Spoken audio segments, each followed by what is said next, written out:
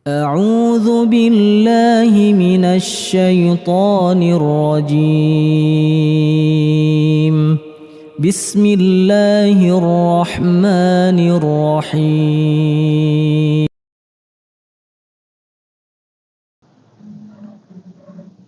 Assalamualaikum warahmatullahi wabarakatuh. Innal hamdalillah nahmaduhu wa nasta'inuhu wa nastaghfiruh wa nu'minu bihi wa natawakkalu alayhi wa na'udzu billahi min shururi anfusina wa min sayyiati a'malina. May yahdihillahu fala mudilla lahu wa may yudlilhu fala hadiya lahu. Asyhadu an la ilaha illallah wahdahu la syarika lahu wa asyhadu anna nabiyyana Muhammadan abduhu wa rasuluhu la nabiyya wa la rasula ba'dah. Allahumma shalli wa sallim ala sayyidina Muhammad wa ala alihi wa sahbihi ajma'in wa man tabi'ahum bi ihsan ila yaumiddin, amma ba'du. Allahumma rabbana taqabbal minna salatana wa siyamana wa qiyamana wa ruku'ana wa sujudana wa tilawatana wa jami' amalina. Allahumma amin. Para hadirin jamaah rahimani wa rahimakumullah jami'an, bersyukur kepada Allah Subhanahu wa taala atas segala limpahan nikmat yang Allah berikan kepada kita semuanya, baik itu nikmat iman, nikmat hidayah, nikmat ketakwaan, sehingga dengan nikmat itu semuanya kita masih diberikan kemudahan untuk melaksanakan berbagai macam ibadah di bulan yang mulia ini. Di antaranya adalah ibadah yang besar, yaitu ibadah melaksanakan puasa wajib, yaitu puasa Ramadan. Dan tak lupa salawat dan salam senantiasa kita ucapkan kepada Nabi Muhammad SAW, begitupun kepada keluarganya, para sahabat, begitupun untuk seluruh pengikutnya ila yaumil qiyamah. Para hadirin jamaah rahimani wa rahimakumullah, tidak terasa kita sudah menginjak puasa atau Ramadan yang ke-27. Dan sebentar lagi kita akan masuk ke Ramadan ke-28. Menandakan bahwasanya tidak lama lagi Ramadan akan meninggalkan kita. Tidak lama lagi puasa Ramadan akan usai dan kita akan menyambut hari kemenangan, yaitu Yaumul Id. Lalu apa yang menjadikan pertanyaan untuk kita?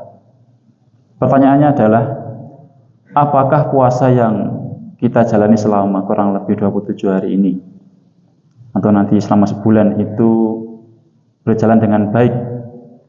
Apakah puasa kita ini dijalankan dengan ikhlas, dengan penuh harap, dengan penuh keimanan? Karena apa? Karena jika seseorang itu melaksanakan puasa tidak dengan keimanan, tidak dengan penuh harap kepada Allah Ta'ala, maka tidak lain dan bukan puasa dia tidak akan menghasilkan pahala, akan tapi hanya menghasilkan rasa capek dalam menahan haus dan lapar. Maka dari itu penting bagi kita untuk menjalankan puasa dengan penuh keikhlasan, dengan penuh keyakinan dan penuh harap. Agar apa? Agar kita tidak termasuk dari orang-orang yang melaksanakan puasa akan tapi tidak mendapatkan pahala, sebagaimana yang disampaikan Rasulullah SAW, "Kam min sha'imin laisa min shiyamihi illa min ju'in wa atasin." Berapa banyak orang yang berpuasa akan tetapi dia tidak mendapatkan puasanya, maksudnya pahalanya, kecuali menahan rasa lapar dan haus. Bagaimana ada orang seperti ini? Bagaimana bisa? Karena dia tidak menjalankan puasa dengan rasa ikhlas dan penuh harap. Sedangkan keikhlasan itu adalah bentuk sebuah ibadah. Puasa juga bentuk sebuah ibadah. Lalu di mana letak keikhlasan itu? Keikhlasan itu terletak di dalam hati. Akan tetapi tidak semua hati itu bisa melaksanakan keikhlasan. Hanyalah hati yang lapang, hati yang ikhlas, hati yang lebarlah yang dapat melaksanakan keikhlasan. Karena kebaikan hanya masuk ke dalam hati tersebut. Lalu para hadirin rahimani wa rahimakumullah, insyaallah pembahasan kita pada sore hari ini yang sampai menjelang berbuka, yaitu bertemakan tentang kiat-kiat yaitu 10 kiat bagaimana caranya agar kita mendapatkan hati yang lapang. Dan kita membahas sebuah kitab kecil yang dikarang oleh Al-Imam Syekh Abdul Razak Ibnu Muhsin Al-Badr hafidhahullah ta'ala. Nah, beliau mengatakan, jadi ini adalah kitab yang menjelaskan tentang 10 kiat agar kita mendapatkan hati yang lapang. Ya. Beliau mengatakan bahwasanya hati yang lapang itu adalah merupakan cita-cita yang agung. Hati yang lapang itu adalah cita-cita yang besar. Dan seluruh muslim sangat menginginkan ini. Dan hati yang lapang merupakan niat yang mulia bagi seorang muslim. Lapang dada atau hati yang lapang itu merupakan anugerah dari Allah. Jadi lapang dada itu tidak hanya sebatas nikmat, akan tetapi anugerah. Kita tahu anugerah itu adalah sebuah kelebihan, yang mana kelebihan itu datangnya dari Allah Ta'ala, bukan datangnya dari seorang hamba, akan tetapi datangnya dari Allah Subhanahu Wa Ta'ala. Jika seseorang itu telah mendapatkan anugerah dari Allah, menandakan bahwasanya dia telah dimuliakan oleh Allah Subhanahu Wa Ta'ala.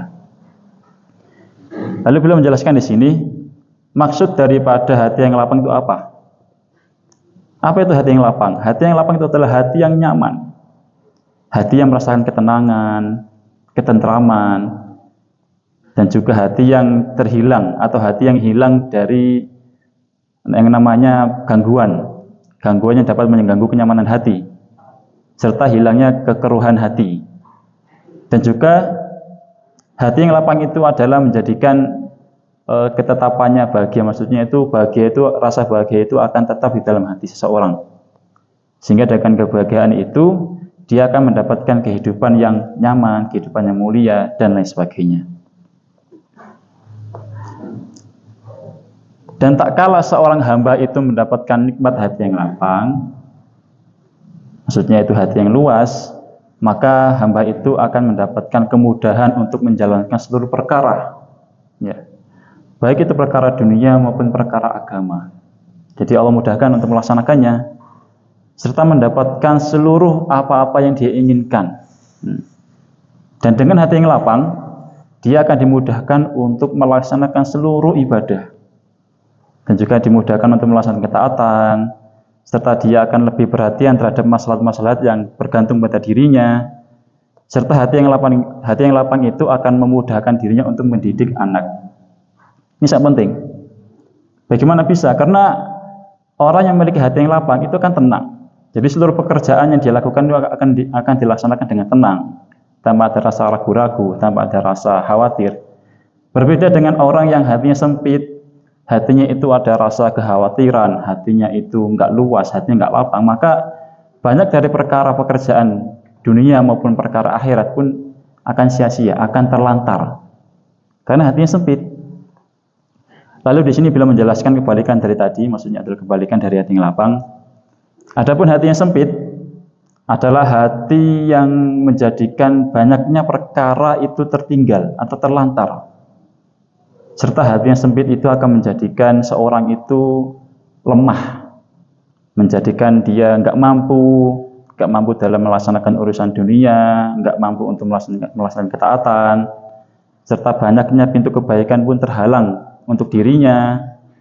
Serta hati yang lapang itu akan menjadikan dirinya itu galau, berpindah dari kegalauan satu ke kegalauan yang lain. Maka ini penting bagi kita para hadirin rahimakumullah, penting bagi kita untuk menjaga hati yang lapang, dan juga penting bagi kita untuk terhindar dari yang namanya hati yang sempit.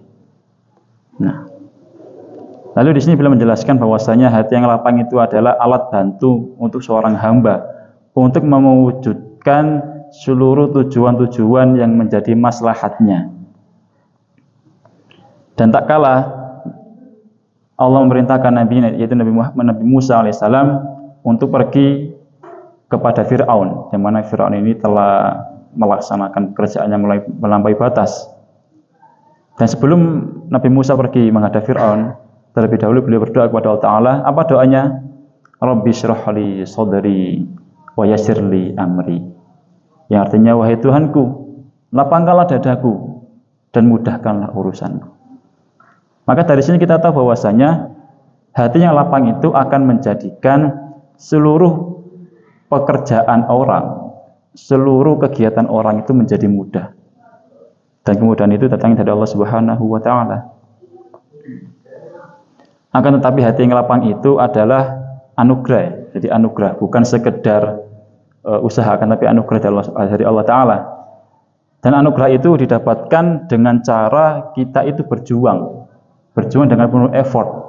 Agar apa? Agar Allah menurunkan sifat ini, hati yang lapang ini kepada hambanya.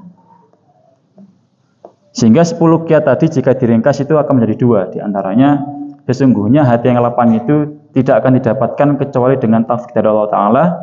Dan yang kedua adalah hati yang lapang itu tidak akan bisa didapatkan kecuali dengan terwujudnya seluruh perkara agama yang dia laksanakan. Jadi lapang dada itu hanya didapatkan dengan taufik Allah. Juga lapang dada itu hanya didapatkan jika seseorang itu memiliki perhatian besar terhadap perintah-perintah agama. Nah, para hadirin rahimani wa rahimakumullah jami'an.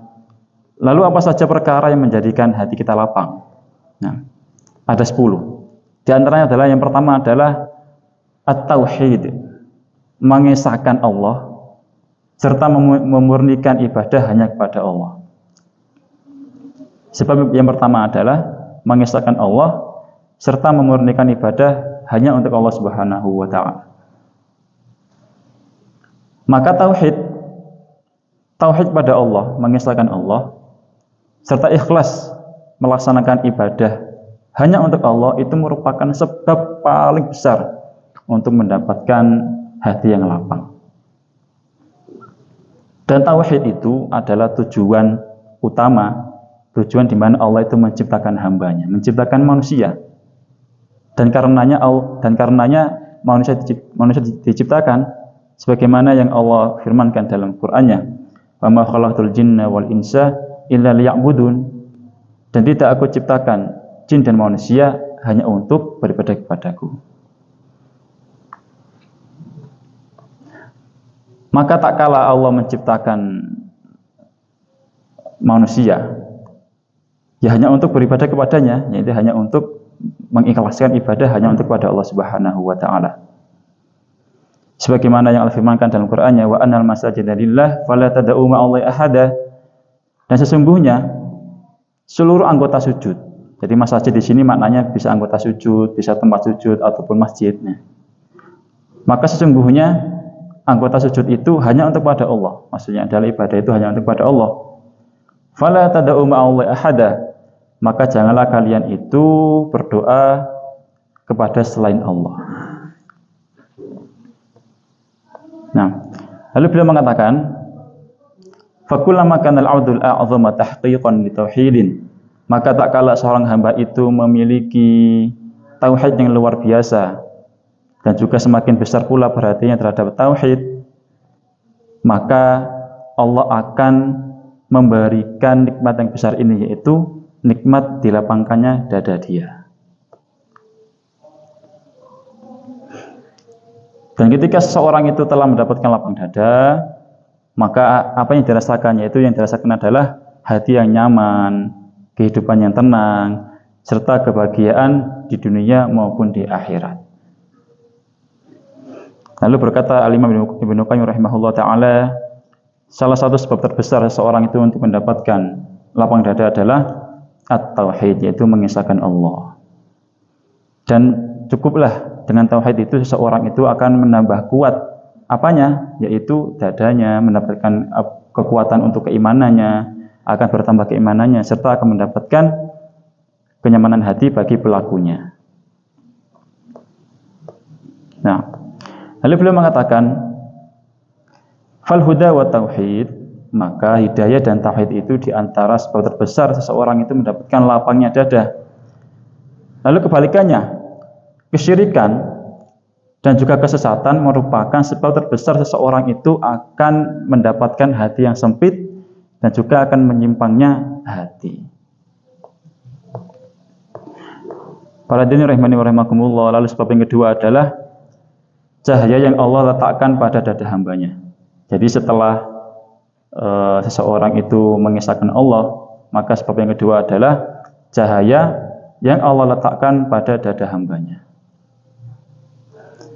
Maka di sini Allah berfirman, "Afaman syaraha Allah sadrahu lil Islam, fahuwa 'ala nurim mir rabbih." Maka siapapun yang Allah telah lapangkan dadanya untuk Islam, maka sesungguhnya dia itu di atas cahayanya Allah. Masyaallah. Maksud daripada cahaya di sini adalah yaitu cahaya keimanan. Dan cahaya keimanan ini merupakan karunia serta keutamaan yang Allah berikan kepada hambanya. Dan tak kalah cahaya iman itu membuat hati luas, maka cahaya iman itu akan membuat hati seorang itu luas, menjadikan hati itu tenang. Dan jika hati itu atau cahaya iman itu hilang dari hati seorang, maka apa yang terjadi?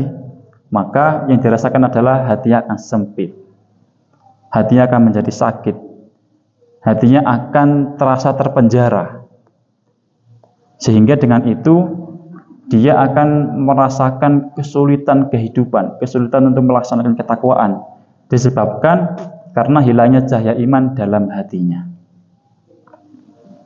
Lalu berkata Al-Imam Ibnu Rajab, beliau adalah muridnya Ibnu Qayyim. Beliau mengatakan, "Fal qalbul ladzi dakhalahu nur," maka hati yang di dalamnya terdapat cahaya iman dan itu menjadikan hati yang luas, itu akan menjadikan hatinya itu mampu menerima kebenaran. Jadi dengan lapangnya dada itu hatinya akan mampu untuk menerima kebenaran. Dengan kebenaran dia akan tenang, dan dengan itu dia pun akan menjauhi seluruh kebatilan dan membenci kebatilan. Dan dengan hati yang lapang, dia akan menerima kebenaran, menerima kebaikan. Maka di sini beliau memberikan nasihat, maka wajib bagi seluruh muslim untuk menginginkan cahaya ini.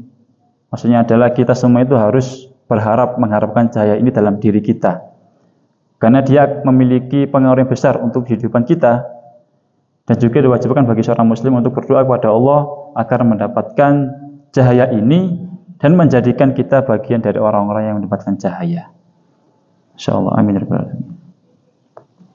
Sebagaimana yang Allah firmankan dalam Qur'annya, "Walakinnallaha habbaba ilaikumul iman wa zayyanahu fi qulubikum wa karaha ilaikumul kufra wal fusuqa wal 'isyan, ulaika humur rasyidun." Fadlan minallahi wa ni'mah wallahu alimun hakim.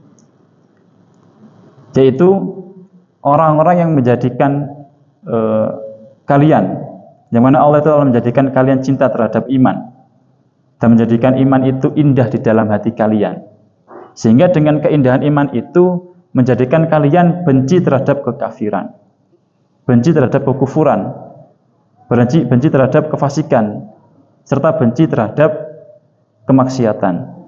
Maka mereka itu adalah orang-orang yang diberikan petunjuk.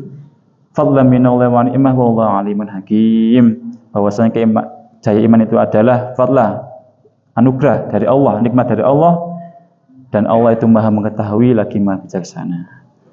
Maka penting bagi kita para hadirin rahimankumullah agar senantiasa berdoa kepada Allah agar mendapatkan cahaya keimanan, mendapatkan keistiqomahan, agar dengan keistiqomahan itu kita bisa selalu bersama dengan cahaya keimanan. Lalu sebab yang ketiga adalah mendapatkan ilmu yang bermanfaat. Insyaallah. Lalu tak kalah setiap kali seorang itu bertambah ilmunya, baik itu ilmu syar'i maupun ilmu dari kitab Allah maupun dari sunnah nabinya, maka akan bertambah pula lapang dadanya seseorang, dan juga akan bertambah pula kebaikan keadaannya. Maksudnya adalah keadaan dia akan bertambah baik karena bertambahnya ilmu yang dia miliki. Fal ilmu, maka ilmu itu memberikan kemuliaan serta memberikan kebahagiaan kepada hambanya, kepada orang yang mendapatkan ilmu di dunia maupun di akhirat. Dan ilmu itu adalah cahaya bagi jalannya seorang hamba atau bagi jalannya seorang penuntut ilmu. Sebagaimana yang Allah firmankan di dalam Qur'annya, "Yarfa'illahu alladhina amanu minkum walladzina utul ilma darajat." Nah, Allah mengangkat derajat orang-orang mukmin di antara kalian serta mengangkat derajat orang-orang yang telah diberikan ilmu. Dan di samping itu pula, ilmu itu adalah taman. Ilmu itu adalah kebun. Jadi di sini beliau memberikan ibarat, memberikan perumpamaan. Ilmu itu adalah taman, ilmu itu adalah kebun, ilmu itu adalah sebuah kebun yang dipenuhi dengan buah, dipenuhi dengan bunga. Dan di dalamnya terdapat seorang penuntut ilmu. Dan di sanalah dia memetik buah itu, memetik bunga itu. Dan dengan bunga itu, dia mendapatkan pengaruh. Apa pengaruhnya? Yaitu sifat yang baik. Mendapatkan pancaran cahaya yang baik dalam dirinya. Maka cukuplah bagi seorang hamba itu dengan menuntut ilmu, dia mendapatkan kenikmatan hati yang lapang. Dan tak lupa ya, bagi seorang hamba itu harus memudahkan dirinya untuk mendatangi majelis ilmu. Karena dengan itu kita akan dimudahkan jalan menuju surga, sebagaimana yang Nabi sabdakan, man salaka thariqan yaltamisu fihi ilman sahalallahu lahu thariqan bihi ilal jannah. Barang siapa yang memudahkan dirinya berjalan menuju majelis ilmu, maka Allah akan mudahkan pula jalan dia menuju surga, insyaallah. Lalu sifat yang keempat atau sebab yang keempat agar seorang hamba ini mendapatkan hati yang lapang, yaitu al-inabah. Apa itu al-inabah? Yaitu kembali kepada Allah, rujuk kepada Allah, wa husnul iqbali alaihi, serta memberikan perhatian yang baik kepada Allah. Famin asbabi insyirahi sadr, dan di antara sebab yang menjadikan hati yang lapang adalah al-inabah ilallah, dan juga perhatian yang baik kepada Allah, serta at-taladzuz, merasa nikmat beribadah kepada Allah Subhanahu wa taala, dan juga merasa nikmat dalam melaksanakan ketaatan. Berkata Al-Imam Ibnu Qayyim rahimahullah, beliau mengatakan al-inabah atau merasa kembali kepada Allah itu serta hati yang totalitas, cinta totalitas kepada Allah, serta peduli kepada Allah, dan juga merasa nikmat dalam beribadah maupun ketaatan, maka dengan itu semuanya seorang hamba akan mendapatkan hati yang lapang. Maka jika seseorang ini memiliki rasa rujuk, rasa berharap pada Allah, menjalankan ketaatan dengan ikhlas, serta menunaikan kewajiban-kewajiban Allah, maka cukup baginya dia akan mendapatkan nikmat anugerah hati yang lapang. Sehingga terkadang seorang hamba ini mengatakan, in kuntu fil jannah, jika keadaanku di surga itu seperti ini, bimithli hada, seperti ini, maka sesungguhnya aku ini berada dalam kehidupan yang menyenangkan. Maksudnya apa? Jika seseorang itu telah dimudahkan untuk melaksanakan ibadah, ketaatan, melaksanakan seluruh apa yang Allah wajibkan, maka sesungguhnya dia telah merasakan kenyamanan surga. Sebagaimana yang dikatakan di sini bahwasanya as-sholatu, berapa banyak sholat yang telah menjadikan seseorang itu nyaman, berapa banyak sholat yang telah menjadikan hati seorang itu enak, tenang, serta menjadikan hati orang itu tenang. Sehingga di sini Nabi SAW bersabda, qum ya Bilal farihna bis-shalah. Makna qum di sini adalah berdiri ya Bilal, atau kumandangkan iqamat wahai Bilal, istirahatkanlah kami dengan sholat. Dan di dalam hadis ini dikatakan, ju'ilat qurratu aini fis shalah, dan telah dijadikan sebagai penyejuk mataku atau penyejuk hatiku itu adalah terletak pada salat. Lalu di sini Al-Imam Ibnu Qayyim mengatakan, dan beliau di sini juga menyebutkan satu persatu amalan orang bertakwa. Nah, jadi bertakwa itu merupakan salah satu kegiatan seorang itu kembali kepada Allah. Jadi di sini Al-Imam Ibnu Qayyim menyebutkan satu persatu amalan orang yang bertakwa. Di antaranya adalah ketika orang bertakwa itu bangun dari tidurnya, ketika orang bertakwa itu bangun dari mimpinya, maka yang pertama kali terbesit dalam hatinya itu apa? Yang pertama kali terbesit dalam hatinya apa? Yaitu melaksanakan wudhu, lalu melanjutkan dengan qiyamul lail atau sholat malam. Jadi bukan bangun dari mimpi atau bangun dari tidur, lalu buka HP, bukan. Buka HP, nyari informasi, nyari YouTube atau apa, enggak. Kan, tapi bangun tidur, bangun dari mimpinya, lalu melaksanakan wudhu, lalu dilanjut dengan melaksanakan sholat. Nah, setelah sholat, dia melaksanakan kewajiban di waktu itu, yaitu melaksanakan sholat subuh secara berjamaah. Setelah melaksanakan sholat subuh, dia duduk sambil berzikir, memperbanyak tilawah, memperbanyak tasbih, hingga datang waktu syuruk atau datang terbitnya matahari. Dan di waktu itu pula, dia melaksanakan sholat syuruk atau sholat isra. Setelah itu, dia pergi keluar untuk menunaikan kewajiban sebagai seorang muslim, yaitu mencari nafkah atau menafkahi keluarganya. Dan tak lupa di samping itu juga dia melaksanakan sholat duha sampai datangnya waktu zuhur. Dan ketika datang waktu zuhur, dia bersegera ke masjid untuk duduk di shaf pertama, untuk mendapatkan shaf pertama. Dan tak lupa di samping itu pula, ketika melaksanakan sholat, dia juga menunaikan seluruh rukun-rukun sholat, menunaikan syarat-syarat sholat, menunaikan sunnah-sunnah sholat, dan juga menunaikan amalan batin-batin sholat seperti khusyuk, merasa butuh kepada Allah, merasa bahwasanya Allah itu hadir di hadapannya. Sehingga dengan sholat itu akan memberikan dampak yang baik pada dirinya. Atau dalam bahasa lain di sini dikatakan, ketika dia bubar dari sholatnya, sholat itu akan memberikan bekas pada dirinya. Bekas apa yang didapatkan? Yaitu wajah yang senang, wajah yang gembira, anggota tubuh yang nyaman, hati yang tenang, serta semangat untuk kembali menjemput daril khulud, yaitu untuk menjemput akhirat. Serta dengan itu semuanya, dampak dari itu semuanya, dia akan mendapatkan rasa ingin menjauh dari darul ghurur, yaitu dari keduniaan, cinta terhadap dunia, serta menyedikitkan untuk rakus terhadap nikmat dunia. Dan dengan sholat itu juga, dan dengan perkara yang telah dia kerjakan, atau dampak yang dia dapatkan, dia juga mendapatkan dampak, yaitu akan tertahan, dirinya akan tertahan untuk melaksanakan maksiat. Sebagaimana yang dikatakan, inna sholata tanha 'anil fahsya'i wal munkar, sesungguhnya sholat itu akan menahan seorang hamba dari fahsya dan mungkar, kemungkaran. Masya Allah. Lalu sebab yang kelima yang akan menjadikan seorang hamba itu mendapatkan hati yang lapang adalah dawamul dzikrullah, senantiasa berzikir kepada Allah. Sebab yang kelima adalah senantiasa berzikir kepada Allah Subhanahu wa taala. Nah,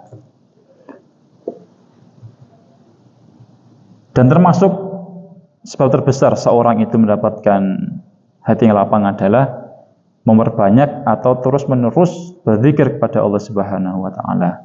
Karena dengan zikir itu akan mendatangkan kenyamanan hati, mendapatkan kenyamanan jiwa, serta hilangnya seluruh kegalauan dan kegelisahan.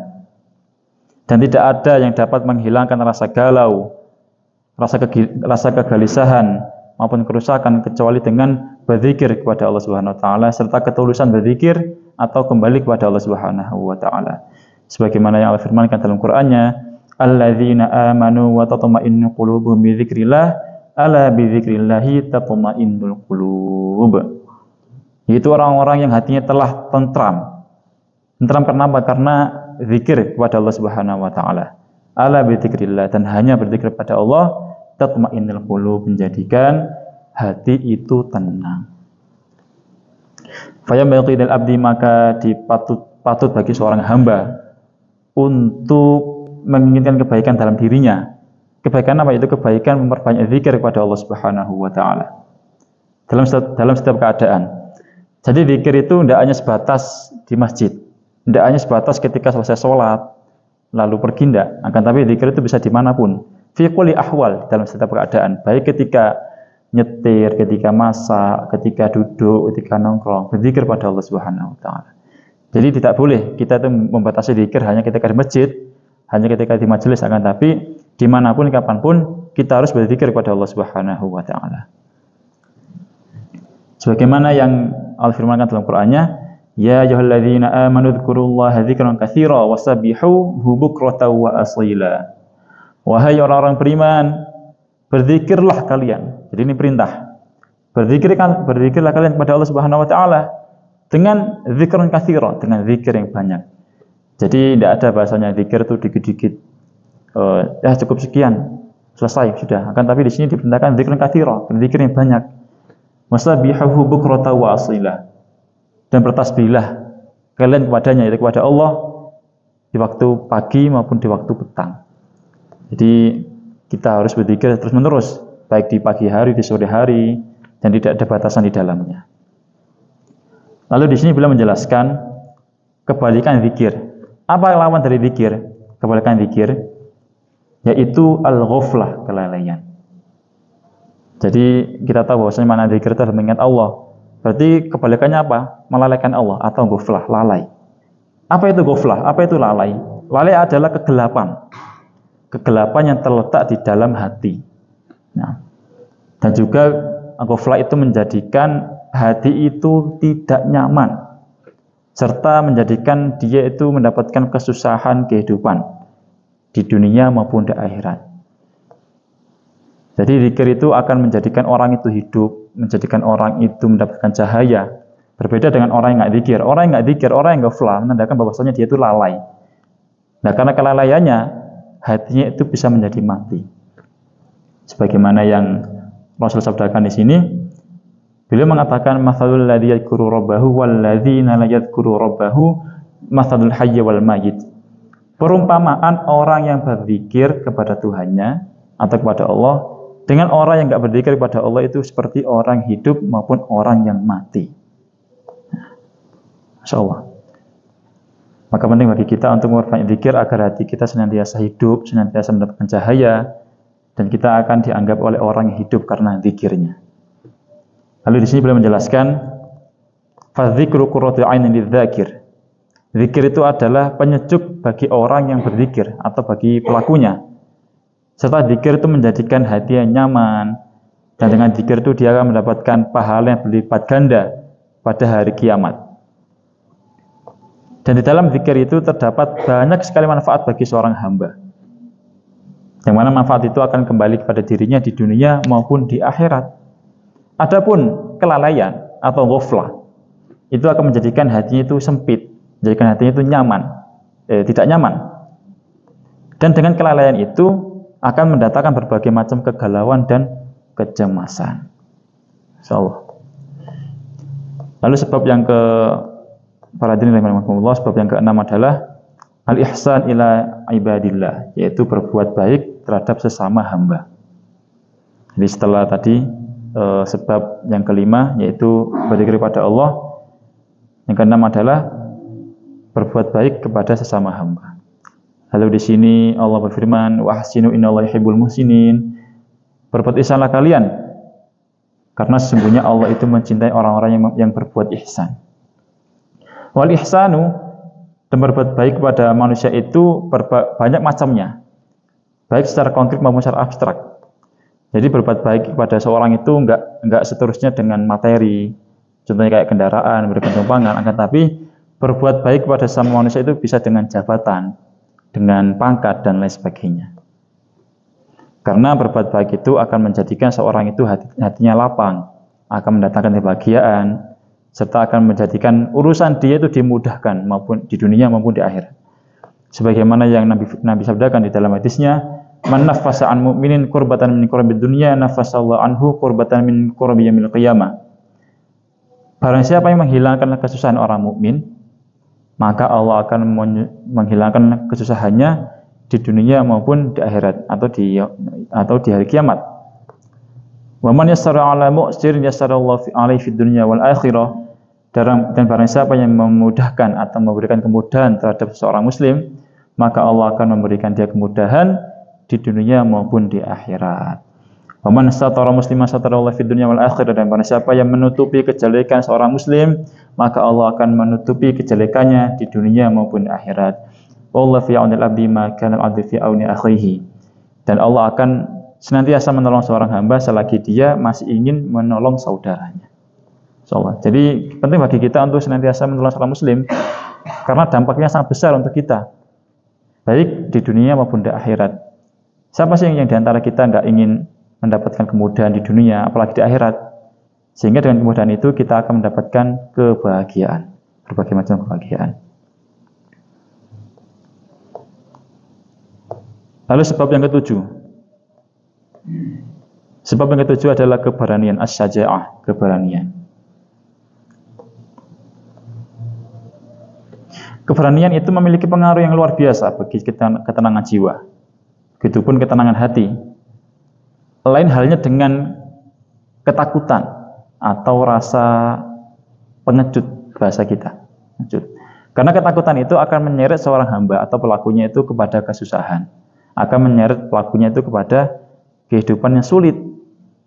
Serta ketakutan itu akan menjadikan datangnya berbagai macam kesulitan dalam jiwanya, dalam kehidupannya.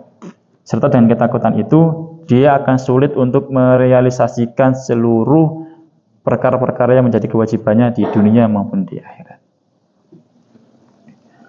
Wasyaja'atu, dan beliau di sini mengatakan wasyaja'atu, dan keberanian itu memiliki jejak yang besar, yaitu jejak atau pengaruh yang besar bagi keimanan. Serta apa? Serta hubungan yang baik untuk Allah Subhanahu wa taala. Maka setiap kali bertambahnya iman seseorang dan juga bertambahnya baik hubungan seseorang kepada Allah Subhanahu wa taala, maka akan bertambah baik pula keberanian seseorang. Maksud daripada keberanian di sini adalah kuatnya hati. Kuatnya hati. Dan dampak dari kuatnya hati itu apa? Akan mendapatkan ketenangan dan juga kelapangan hati. Sebagaimana yang Allah firmankan dalam Al-Qur'an, "Innama dzalikum asy-syaithan yukhawwifu awliya'ahu fala takhafuhum wa khafun in kuntum mu'minin." Dan sesungguhnya mereka itu adalah syaitan. Para syaitan yang menakut-nakuti para wali-walinya Allah, auliya Allah, para walinya Allah, para kekasihnya Allah. Maka apa yang Allah perintahkan di sini? Fala takhafuhum, janganlah kalian takut kepada mereka, yaitu kepada syaitan. Akan tapi wa khafuni, takutlah kalian kepadaku in kuntum mu'minin, jika kalian itu orang-orang yang mukmin.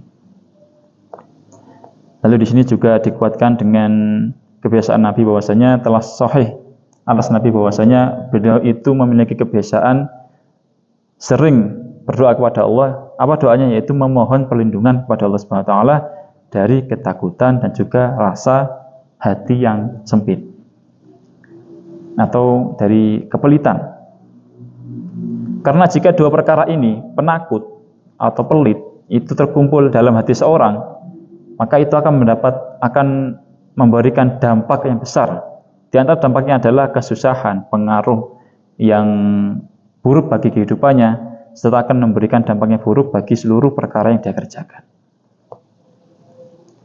Lalu sebab yang ke-8 adalah sebab yang menjadikan hati itu menjadi tenang, menjadi lapang adalah menjauhi seluruh penyakit-penyakit hati atau menjauhi seluruh penyakit yang dapat merusak hati.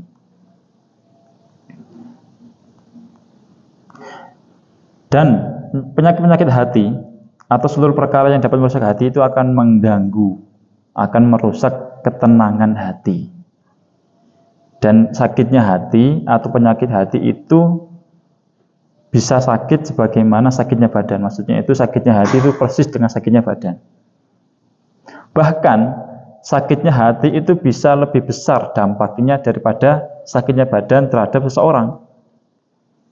Apa contohnya penyakit hati itu? Al-hasad, yaitu iri, dengki, dendam, dan penyakit yang lainnya yang dapat merusak hati. Maka tak kalah penyakit ini masuk ke dalam hati seseorang atau tertanam dalam hati seseorang, itu akan menjadikan hatinya itu hancur dan menjadikan hatinya itu rusak dan membuat dadanya itu gelap karena dampak dari penyakit yang masuk ke dalam hatinya, dan juga menjadikan dada orang tersebut sempit serta jeleknya dampak kesudahan bagi dirinya. Dan adapun seorang jika selamat dari penyakit ini, maka hatinya pun akan menjadi baik dan dia akan mendapatkan sifat-sifat yang mulia. Di antaranya itu adalah amanah, mendapatkan sifat yang amanah, setia, jujur kepada Allah Subhanahu wa taala serta mengutamakan orang lain. Dan dengan sifat ini dia akan mendapatkan kenikmatan Allah dan anugerah Allah, yaitu berupa hati yang lapang. Lalu sebab yang ke-9 yang menjadikan hati itu lapang adalah meninggalkan perkara-perkara yang mubah. Maksudnya itu adalah meninggalkan perkara mubah secara berlebihan. Jadi meninggalkan hal yang mudah melebihi kebutuhan. Itu. Dan di antara perkara yang menjadikan hati itu lapang adalah menjaga lisan. Maksudnya adalah menjaga banyaknya omongan, banyak berbicara. Dan juga menjaga pendengaran dari banyaknya mendengar yang sia-sia, serta menjaga telinga, menjaga lisan, menjaga pandangan dari banyaknya memandang yang menyanyiakan. Maka tak kalah seorang itu menyibukkan dirinya, menyibukkan hatinya dengan perkara-perkara yang berlebihan dari yang seharusnya, maka dia akan terjauhkan dari perkara yang lebih dibutuhkan untuk dirinya. Apa contohnya? Yaitu, jadi dia itu akan terhindar dari perkara yang seharusnya dilakukan. Sehingga itu akan menjadikan dirinya itu jauh dari yang namanya kebahagiaan, ketenangan, kebahagiaan jiwa di dunia maupun di akhiratnya. Lalu apa sih dampak seseorang jika dia itu berlebihan dalam perkara yang mubah, berlebihan? Dampaknya adalah hatinya akan sempit, hidupnya akan susah. Bahkan itu akan menjadi sebab terbesar datangnya kegelisahan dan juga kegalauan. Dan dengan itu pula dia akan mendapatkan sifat atau datang kepada dirinya sifat-sifat yang tercela karena banyaknya dia melakukan pekerjaan yang melebihi seharusnya. Insyaallah. Lalu perkara yang ke-10 atau sebab yang 10 yang menjadikan hati seseorang itu lapang adalah husnul ittiba', yaitu baiknya dia dalam mengikuti ajaran Nabi Muhammad SAW. Masya Allah. Jika di sini beliau menjelaskan bahwasanya mengikuti ajaran Nabi, mengikuti sunnah Nabi itu merupakan jalan terbesar untuk mendapatkan nikmat yang mulia ini, yaitu lapangnya dada. Bahkan sebab ini adalah sebab inti dari semua sebab yang telah dijelaskan tadi. Nah, jika di sini beliau Allah Ta'ala berfirman dalam Qur'annya, Alam nashrah laka sadrak, bukankah kami telah melapangkan dadamu wahai Nabi Muhammad SAW? Wasyarh sadri lillahi ta'ala, dan juga lapang dada kepada Allah SWT. Rasa lapang dada itu akan menjadikan seseorang itu memiliki banyak kesempurnaan, memiliki banyak kelebihan, dan juga berbagai macam kebaikan pun akan datang kepadanya. Maka tak kalah seorang hamba itu lebih banyak mengikuti Nabi SAW, maksudnya adalah lebih banyak mengikuti ajaran Nabi dan juga meneladani Nabi serta mengikuti apa yang diperintahkan Nabi, maka itu adalah sebab terbesar dia mendapatkan hati yang lapang, mendapatkan hati yang tenang, dan juga mendapatkan ketenangan kehidupan untuk dirinya di dunia maupun di akhirat. Maka di sini penulis sebelum menutup dari perkara ini, penulis Al-Imam Syekh Abdul Razak Ibnu Muhsin Al-Badr, beliau memerintahkan kepada seluruh umat muslim agar senantiasa berdoa kepada Allah Ta'ala agar apa?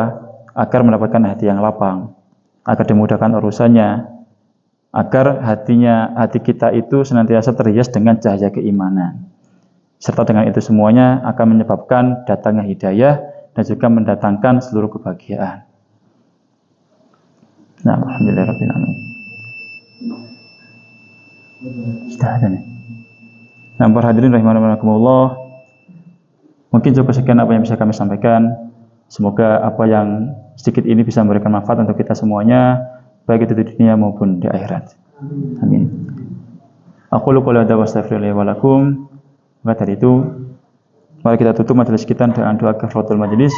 Subhanakallahumma wa subhanaka asyhadu an la ilaha illa anta astaghfiruka wa atubu ilaik. Wassalamualaikum warahmatullahi wabarakatuh. لئن شكرتم لأزيدنكم ولئن كفرتم إن عذابي لشديد